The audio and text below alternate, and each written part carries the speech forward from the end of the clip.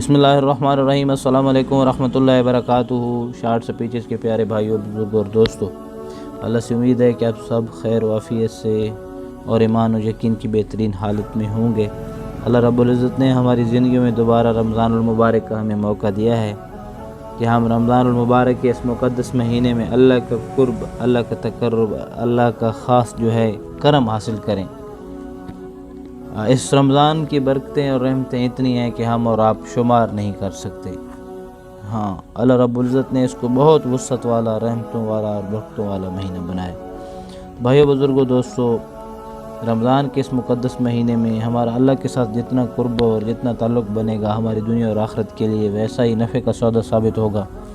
بھائی دوستو، دنیا آزمائش کی جگہ ہے، دنیا حالات کا جہاں ہے۔ دنیا میں رہتے ہوئے بعض دفعہ انسان پر پریشانیاں آتی ہیں، حالات آتے ہیں، لیکن ان حالات میں گھبرانا نہیں چاہیے۔ ان حالات میں اللہ رب العزت کے ساتھ انسان کا تعلق پیدا ہو، انسان کسی بھی پریشانی کی صورت میں، تنگی کی صورت میں اللہ رب العزت سے مانگے۔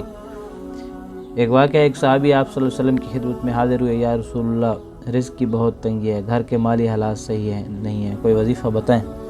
تو اللہ کے نبی علیہ السلام نے اسے کچھ اس طرح سے نصیحت کی کہ جب بھی گھر میں داخل ہوا کر، داخل ہونے سے پہلے مجھ پر درود پاک پڑھا کر، اور پھر سورۃ اخلاص یعنی قل هو اللہ احد، اس کو پڑھا کر اور سلام کیا کر، چاہے گھر میں کوئی موجود ہو یا نہ ہو۔